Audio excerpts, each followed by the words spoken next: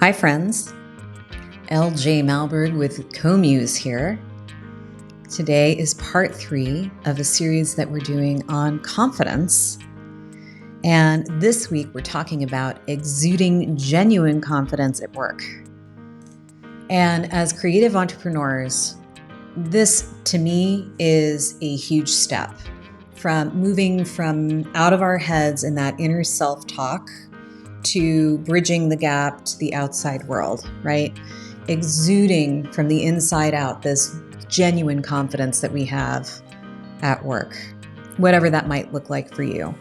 And I have a little story for you, which is this series. This is the first series on YouTube and the first podcast ever. We're just launching the podcast. YouTube, I haven't done in a long while. I'm out of practice and I'm nervous. Is my hair okay? Is the sound okay? Can you hear me?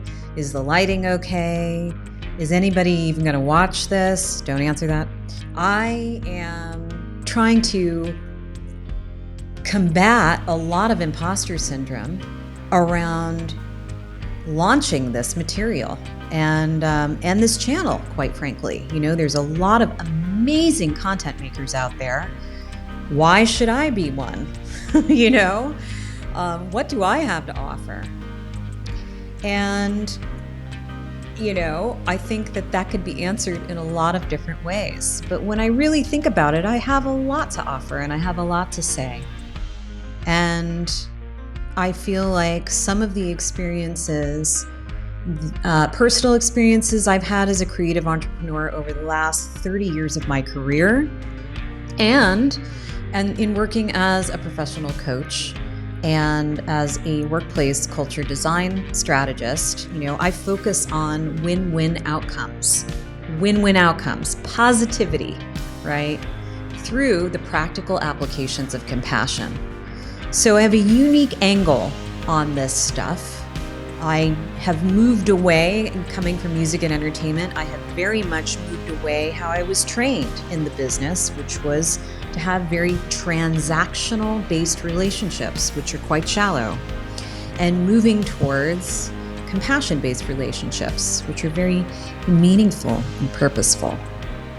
And in doing that, that means that I personally have to show up and practice the stuff I talk about and the stuff I work with my clients, because integrity is one of my values, and I feel the need to align my practice with my work. And how I think about things, how I talk about things is how I behave in the outside world. That's very important to me. Not perfect, not easy to do. It's a practice. And so this week, we are going to talk about practicing as creative entrepreneurs, practicing our genuine confidence with the outside world. So scary.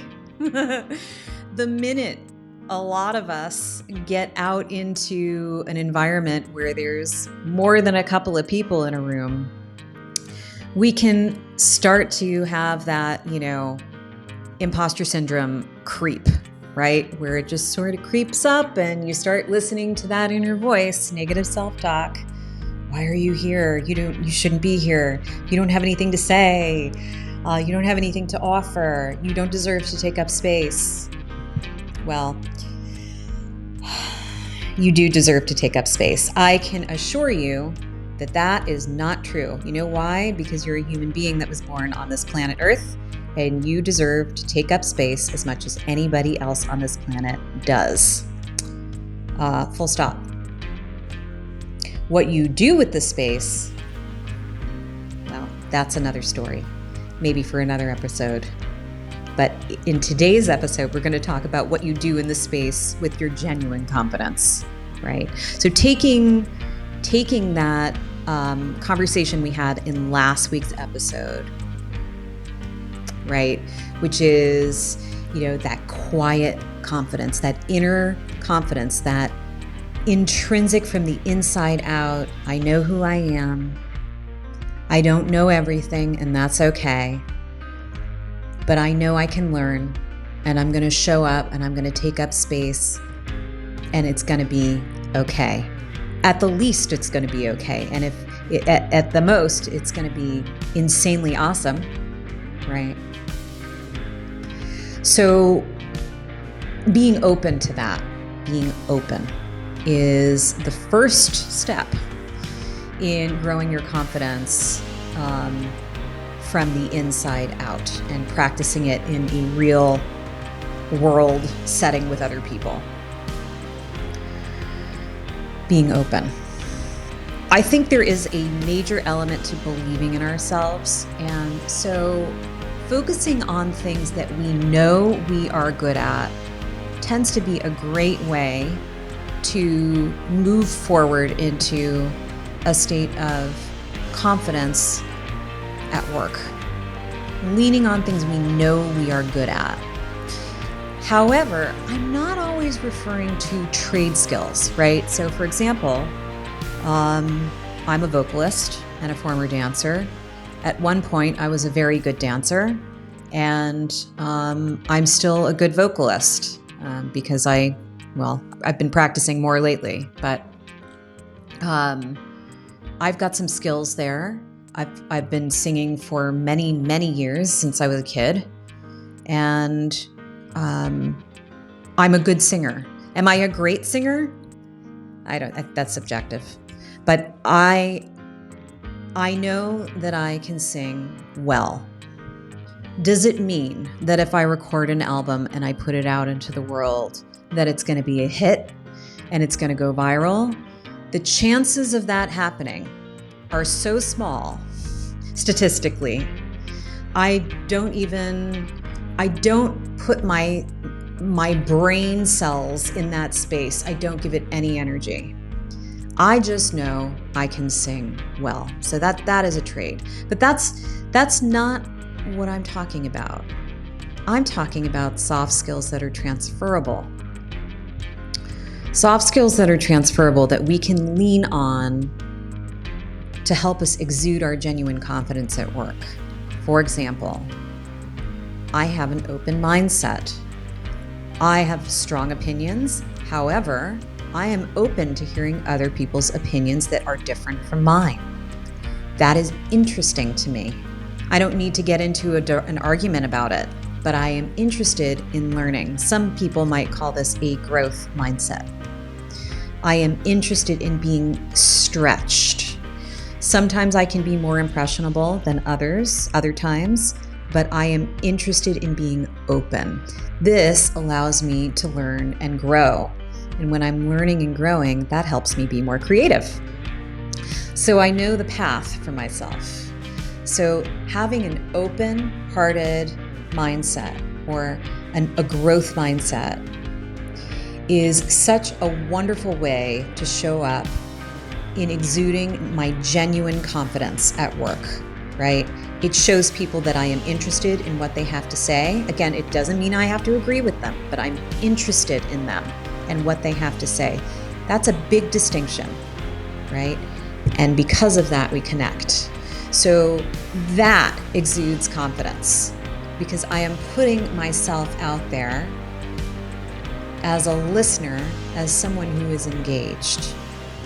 Also, as someone with a growth mindset, I like to ask a lot of questions. One of the reasons I love being a coach is I get to ask powerful questions, open questions. Open-ended questions means questions that don't result in an answer, a yes or no answer.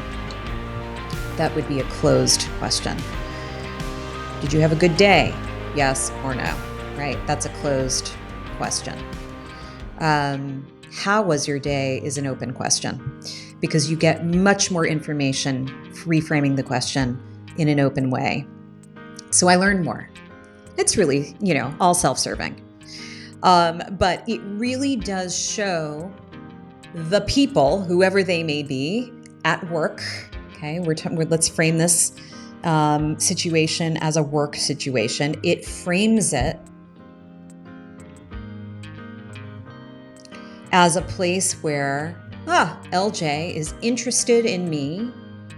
That shows a level of confidence that she's put herself out there. to learn about me and what I think, right?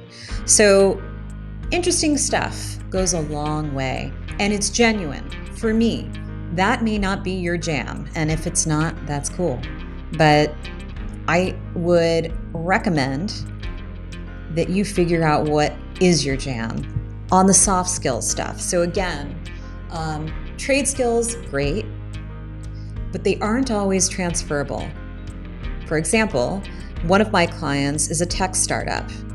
Does the fact that I am a good singer matter to a tech startup company? Well, relatively speaking, probably not. I'm sure some people there might appreciate the fact that I sing, but I am not required to sing in order to work with these people, right? So it really doesn't play a part. But a growth mindset and asking powerful questions of them matters to them very much. So soft skills like that, right? Practicing patience, kindness. These are transferable skills no matter what room you are in. So be thinking about what that might look like for you. Something else that I like to do when I am exuding my genuine confidence in a room at work is not taking myself so seriously. And I want to make a distinction here because that doesn't mean I don't take the work seriously. As creative entrepreneurs, we take our work sometimes so seriously that is all we can focus on. And sometimes that's a good thing. Sometimes that's necessary. But I'm talking about not taking myself so seriously, where I can laugh at myself. I can take a joke. I can have a sense of lightness of being in a room with other people and know that it is okay. It's all going to be okay.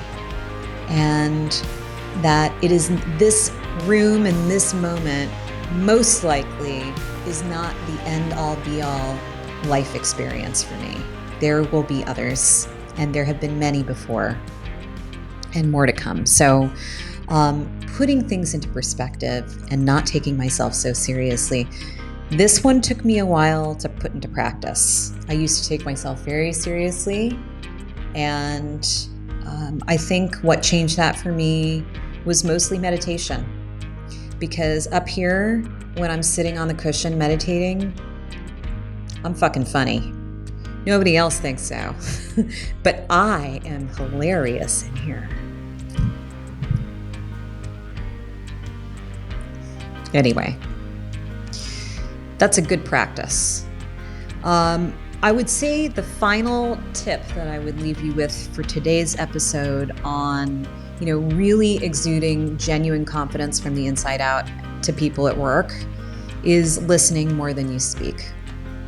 And I know I'm the only one talking here right now, but when in conversation with others, listening more than you speak actually does show a presence. You hold a presence, and you can do so with your posture. You can take up space in the room. You don't have to speak. You can ask questions and then just listen. Ask yourself, what's new here that I can learn? What am I learning about myself in this moment? Listen, right? There's so much information out there when our mouths are closed. So much information to be had. It's a real gift that we have 2 ears and 1 mouth. And I know that when networking, that all isn't always appropriate. Sometimes it's more appropriate to speak up. And we're going to get that in. We are going to get to that in the next episode, which will be part 4 of this part 4 series on confidence. So stay tuned for that. It's going to be a good one, and I'm going to have more practical exercises for you to consider putting into action as you move forward and grow your own genuine confidence. But just as a recap, I do think it's important to have an open mindset or have an open-heartedness about things when you are in a room with other people. I do think not taking ourselves so seriously is super important and, quite frankly, enjoyable. It is enjoyable. It's okay to enjoy. It's okay. And finally, listening more than we speak can be very useful, and we can learn a lot. So there are other things, again, posture. There's things that we can be doing with our bodies and our energy while we are not speaking that still exude inner confidence. But pay attention to the space in between the things and speak less and listen more. And I'll see you next time. Thanks for tuning in. Keep on keeping on. Compassion rocks. See you next time.